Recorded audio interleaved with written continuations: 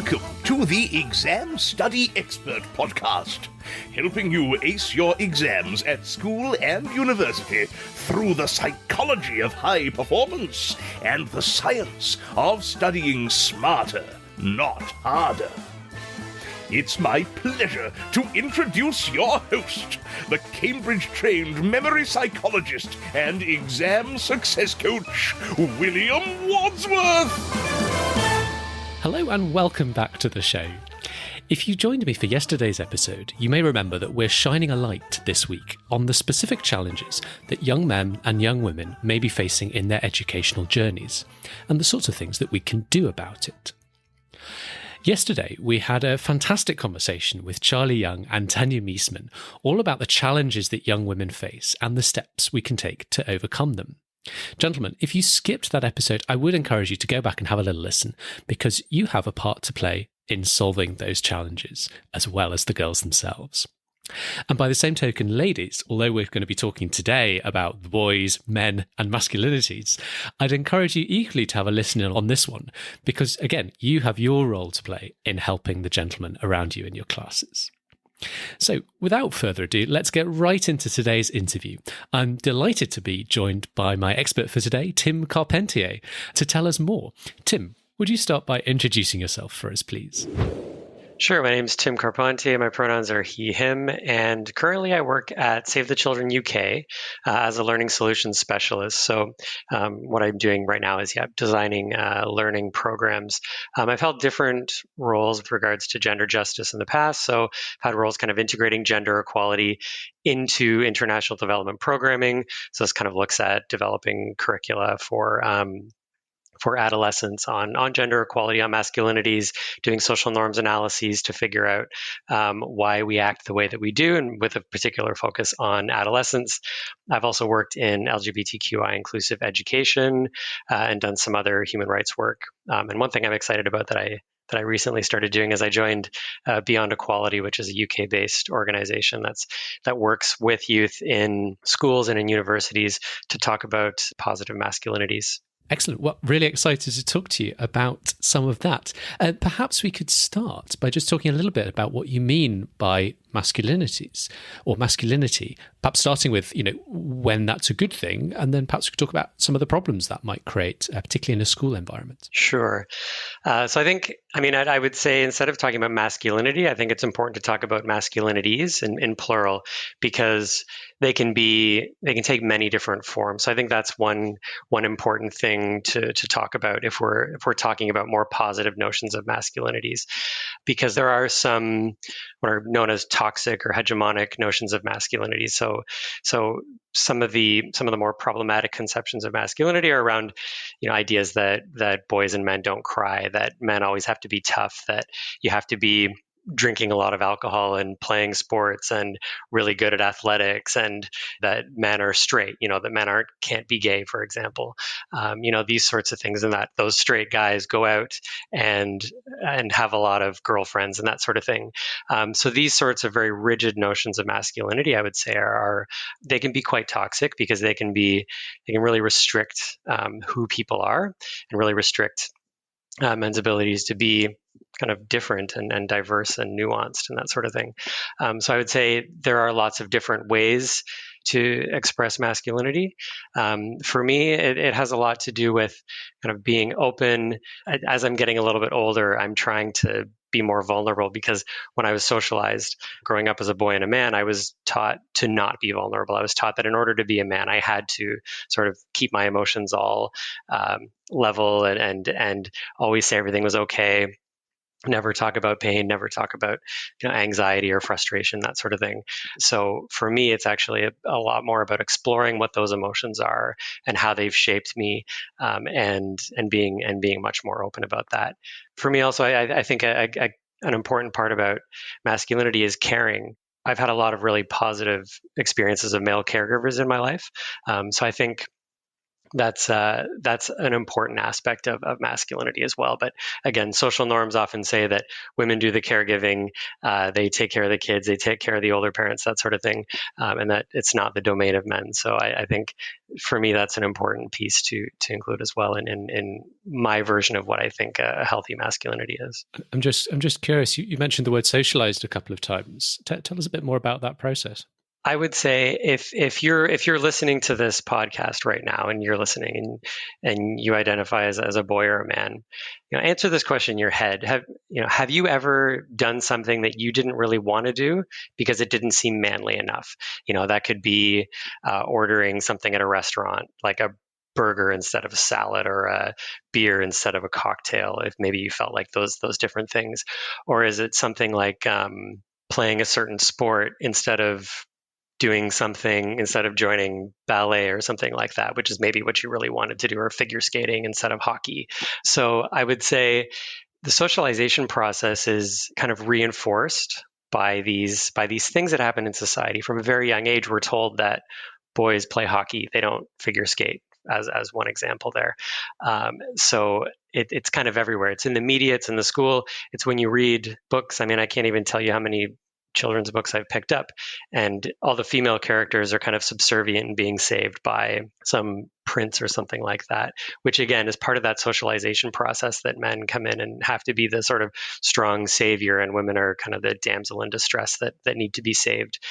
So this socialization process, I think, really happens across all aspects of life. It happens from parents, from friends, from teachers, from the media, from what we're reading, from what we're seeing everywhere. So I would say that's how that socialization process happens. Yeah, it's fascinating. Once we kind of get into education, secondary education, and beyond into kind of college, university age students, what sort of impact do you see the idea of masculinities having in a kind of school or education context? As we're all socialized into the world, it affects everything. It affects the way that you view the world. It affects the way that you interact with other students. It affects what happens in the classroom and what happens outside of the classroom. One thing that I was thinking of as well, I was pondering this question before the podcast, and I think some of the messages that boys and men get when they're in school is that they have to go in and do things like math and science and business so that they can get a really high-paying job to support the family. And maybe that adds a lot of pressure to some men and boys to study things that maybe they didn't necessarily want to study, to go down a certain career path that they didn't really feel so passionate about, because they feel these social norms to go and pursue something because it's high paying. Even in this day and age, I still talk to lots of men, and they say, and if they earn less than their wife or their girlfriend or something like that, they have an issue with that.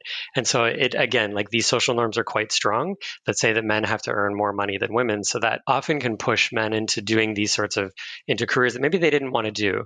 So that's maybe something within the classroom that can also lead to more competitiveness if you're talking about group work, and if you're talking about group projects or different things within that are happening within the classroom. Outside of the classroom, I think it's really important. We really have to talk about violence, because there is a lot of violence that happens in schools, or rather with students, university, high school, college, what have you. And that is happening outside of the classroom, but it's happening very much in a school environment. I can read a couple of statistics. I'll put out some stats that a local organization in the UK called Let Me Know has published. So they've said 75% of teenage girls and 50% of teenage boys experience emotional partner violence. 25% of 16 to 19-year-old girls have experienced physical violence from a dating partner, and 1/5 of 16 to 17-year-old girls can tell if a relationship is abusive. So there is a lot of violence that's happening in relationships with adolescents, with young adults. If you kind of add into that for LGBTQI youth, so lesbian, gay, bisexual, trans, queer, intersex youth in schools, depression is higher than their peers. Bullying is a lot higher. Even if you're perceived as potentially not adhering to gender norms or perceived as being gay, then bullying and violence increases. There's also issues with Black, Asian, minority ethnic people as well. And wherever you're listening from, minority groups often face more bullying, more violence, more harassment in school. At least that's been my experience doing international development work with Save the Children. So you have a lot of different types of violence facing different groups in school environments. Really have to be thought about. So I would say that's a really important manifestation of some of these challenges. Yeah, I guess that's where some of these adjectives like toxic that get unfortunately associated with the idea of masculinity or masculinities, that's part of where all that comes from, unfortunately. I mean, if I could give you just sort of as you're saying that, a quick idea just popped to my mind is one of these notions of toxic masculinities is that men are really not taught to deal with their emotions. They're not taught to regulate their emotions enough. They're kind of taught to bottle it up and take it out by punching a wall or something like that. So this failure to regulate emotions has been linked to expressions of violence. Where that violence goes is all kind of rooted in underlying inequality that exists. So, choosing a woman as your target for violence is rooted in gender inequality that is pervasive in society, as that in that example. But this kind of inability to regulate emotions that can actually lead to those manifestations of violence. So that is a very toxic thing versus kind of talking things through, expressing frustration, expressing those emotions, naming them, and having a safe space to talk about that as a more positive expression of those emotions. It's really interesting. Just anecdotally, on the kind of point about violence, a boys' school, which someone I know very well at that school, mentioned that when the school came back into session after the last lockdown, there was a real spike in violence among the boys because those kind of skills that help us kind of get along together had been lost. Perhaps emotions running particularly high with kind of various stress and worry about what's going on. Of course, schools are about to go back into session in the UK. We're recording this towards the end of February 2021. And in a couple of weeks' time, schools are planning to get students back in. So, that could be something to watch out for as people get used to being together again. Yeah, it's a really important point, this sort of re-socializing that we're going to have to do, because the impact of the pandemic globally has been catastrophic on children, on youth. The mental health challenges are very well documented, and as I mentioned before, they're much worse. The more marginalization you face, whether that's a sexual or gender minority, an ethnic minority, the more systemic inequality you're likely to face, and the more the barriers are there with regards to mental health challenges. LGBTQI people are more likely to have lost their job. Black, Asian, minority ethnic people in the UK are more likely to have lost their job, which leads then to more stress and more anxiety, which can then also lead to more manifestations of violence potentially in certain situations. And this is, of course, echoed with children. When children see violence, they are then going to express that violence as well. So it is really important to think about the systemic inequality that how this pandemic has really elucidated so much systemic inequality globally. I mean, it's not just in the UK, it's very well documented globally. Absolutely. What are the kind of key things you'd want to get through to people? Potentially, young men listening to this podcast, where would you start? Get educated, learn. I mean, there's so many resources out there. If you Google positive masculinity, you'll come up with a lot of really great stuff. There's a lot of amazing organizations working on these topics. There's a ton of great stuff out there. In order to change behavior, you have to identify what behavior you might want to change, right? And so I'm certainly not saying that people need to change who they are. I'm saying that if there are certain things that are problematic about how you've been socialized and you don't like those things, and you want to change them, then great. I gave some examples earlier about myself just talking about feelings and being a little bit more vulnerable. Those are things I want to change about myself because it improves my own mental health. It improves the mental health of the people around me. It improves connection. So there's so many positive reasons to do that.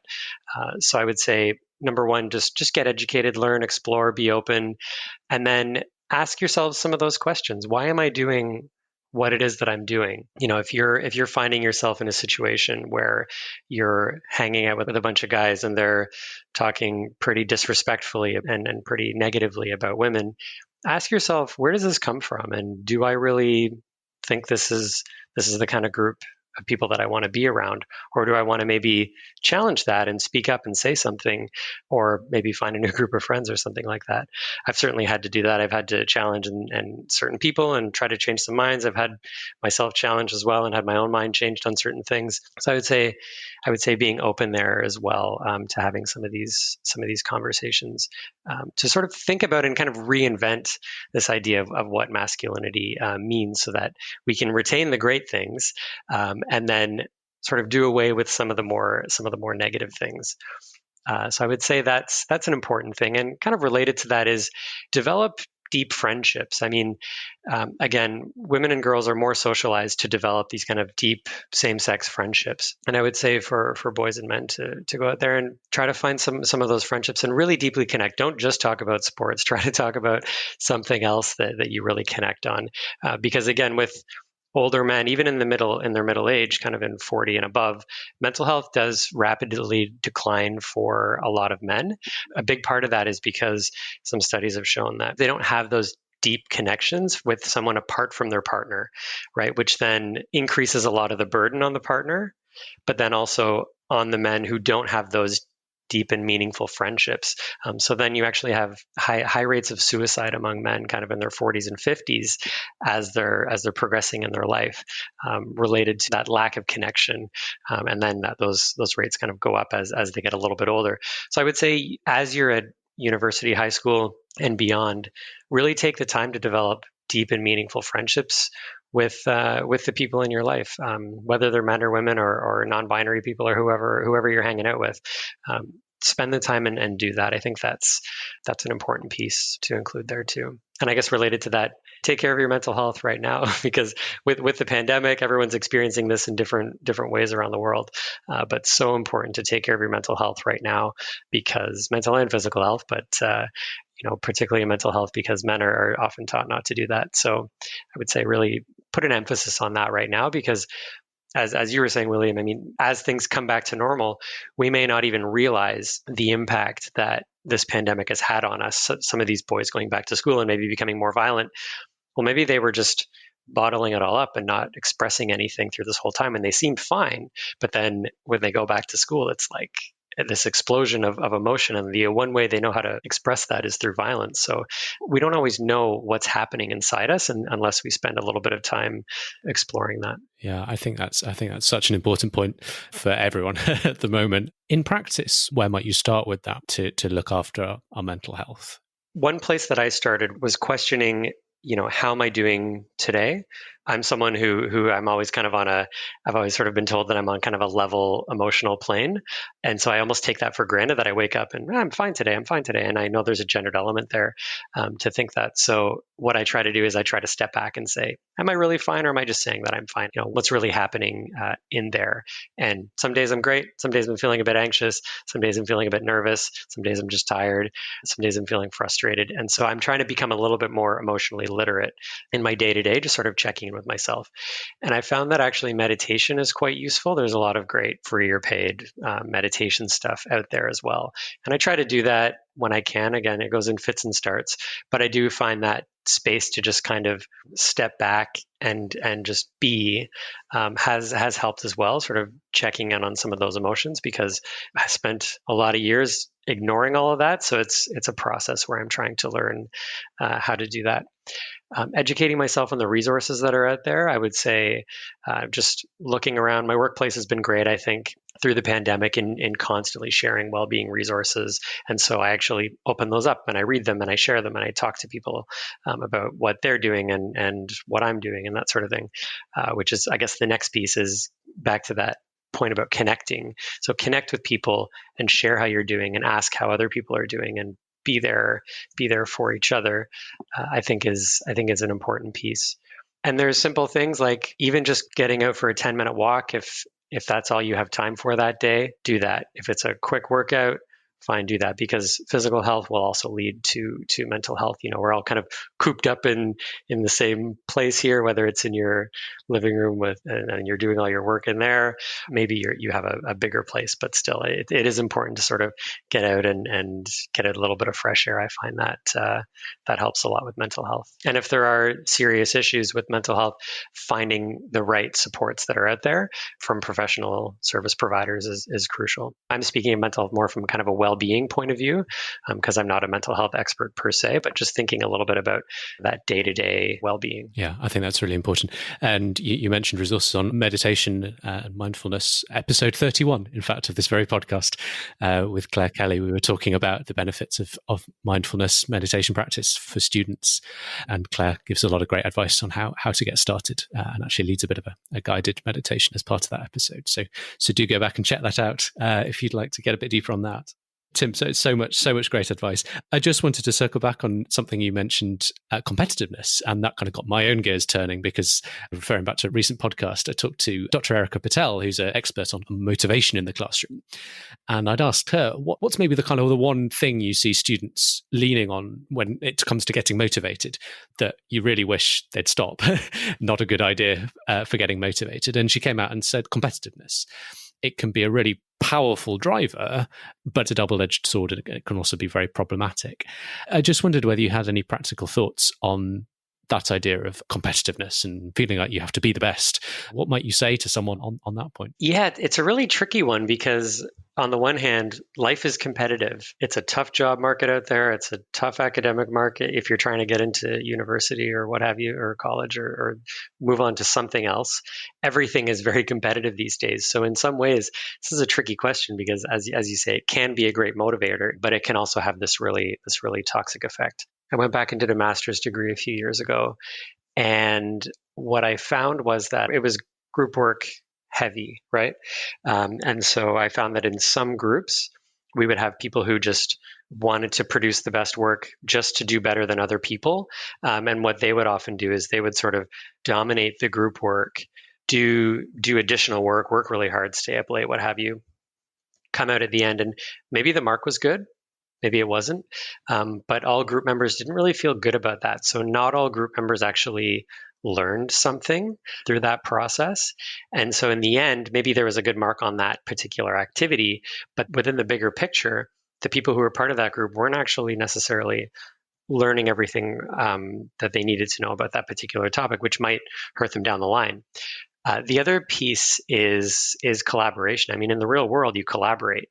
When you're working in any environment, you need to be able to work with multiple different people who have different line managers, who have different motivations, who have different targets and objectives and key performance indicators. And you need to be able to work together to deliver quality output, whatever field you're in. I think about in my line of work, I'll work on a lot of proposals for funding, for example, with Save the Children. So, we have to be competitive in a way that we're submitting a bid for funds that funds the organization and our salaries. So we need to be competitive and have something good out there. But internally, we need to be able to work together. And if we don't see eye to eye on something, we need to be able to talk about it and come together to truly learn from each other so that we have a better product at the end. Because that is a really important life skill to learn. And so the whole world doesn't just happen with you going out there and being a high performing individual. That's not it. We work within teams and within organizations. If you are experiencing that, question again, what is the bigger picture here? Are you being competitive because you just want to have a higher grade than the person beside you? Or are you being competitive because you're working together and you're feeling really good about the product that you're creating? There is this psych study that I heard about that said you could earn, I might get some of the details wrong here, but it was something like you could earn £20,000 and know that it is more than your neighbor, or you can earn £25,000 and know that it is less than your neighbor. Which would you prefer? And a lot of people would actually prefer to earn less, but earn more than their neighbor. So it comes back to this thing, are you being competitive for the right reasons? Is it just to know that you're better than someone else? Or is it that you're working towards something a little bit bigger? let's say, ask yourselves those questions. And again, it can be quite challenging depending on the environment that you're in. Certain vocations are going to be a lot more competitive than others. I studied international development, humanities, that sort of thing. So there's probably a little bit less of that competitive streak. I can say my partner is a lawyer, and in law school, you saw a lot of this. You saw a lot more of this competition that happened in law school because in the lawyer world, there is more of that kind of intense competition that is just more characteristic of that profession. So it can be a little bit easier, more challenging depending on the field that you're in. But talk about it, question it, and try to find ways around it when you are seeing it. But ask yourself that question: am I being competitive for the right reason here? I would say would be my simplest advice. Nice. A mentor of mine often says, "Stay in your lane," by which she means don't worry about what other people are doing, how fast other people are swimming in the lanes next to you. You focus on swimming your lane and going as fast as you can, and let other people do their thing. Yeah, I think that's great. We talked quite a bit about the challenges and some of the maybe ways we can approach them and kind of work towards some solutions. But I don't want to leave people with the idea that masculinity is a bad thing, and there's no good in it whatsoever. You mentioned yourself, I think, a little earlier. There are some great points. There's some great things to it as well. Maybe just mention a little bit of the good stuff as well. One thing I could do is I have a quote actually that I'd like to read, and I think this sums things up pretty well and really does sort of capture that. But it hinges on this idea that masculinities can be whatever we want them to be, just like anything. It's a social construct. So it can be something that's negative, or it can be something that's very positive. So I talked a little bit before about just as much as you can have the concept of, say, an absent father, you can also have the concept of a very loving father, for example, who to me, that's a great example of a positive masculinity. The quote I want to read is by Bell Hooks from a book called The Will to Change. So it is: our work of love should be to reclaim masculinity and not allow it to be held hostage to patriarchal domination. There is a creative, life-sustaining, life-enhancing place for the masculine in a non-dominator culture. And those of us committed to ending the patriarchy can touch the hearts of real men where they live, not by demanding that they give up manhood or maleness, but by asking that they allow its meaning to be transformed, that they become disloyal to patriarchal masculinity in order to find a place for the masculine that does not make it synonymous with domination or the will to do violence. So I like that quote because it sort of captures this idea that we can change how we perceive the world. There is a culture out there that does celebrate men being violent towards women. There are so many manifestations of it in video games and movies. This idea of men holding women hostage and then somehow the woman falls in love with the man. There's this a whole thing about that in movies where you see this. Those to me are more kind of toxic versions.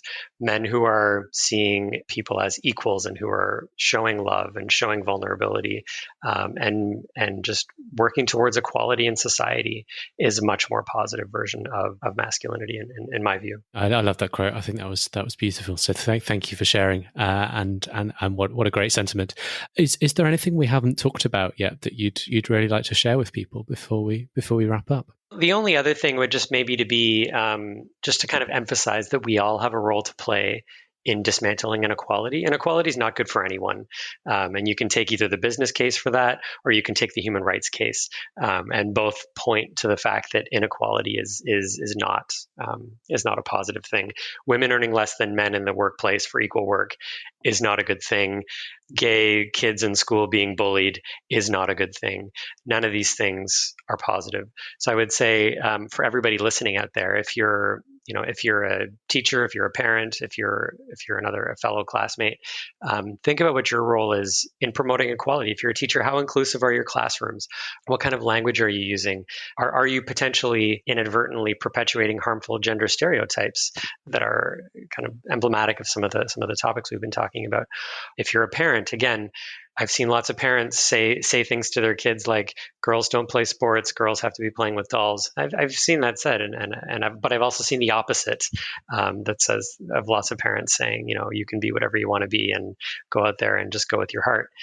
So I would say just we all have a role to play in combating inequality. So think about whatever your station in life, try to think about that and what you can do to promote equality. Fantastic. Tim, I think that's a fantastic message to end on. Any closing places you'd like to signpost people to in order to kind of either find out more about yourself or the kind of any of the work you've mentioned? It might be easier if I just share some resources afterwards in the show notes, but definitely one organization I'm really excited about here in the UK is called Beyond Equality. So as I mentioned earlier, they do they're working in schools and workplaces and universities, really doing workshops on notions of masculinities. So I think, and it's very powerful stuff. So I'm really jazzed about signing up as a volunteer facilitator with them. And I would definitely point people towards that, and I can share some other stuff afterwards. We can put any links in the show notes, of course, for people to take a look at, in which case all that remains is for me to say thank you once again, Tim, for a brilliant conversation and for being so generous and so sort of balanced and insightful with the conversation on this topic. I think it's been really great to explore with you. So thank you. Great. Thanks a lot. Thanks for having me. If you've got exams coming up, you can now get all of William's favourite tips and tricks to save you time and get you higher grades, all in one handy cheat sheet. Grab your copy at examstudyexpert.com/free tips. Thanks again for listening, and see you soon.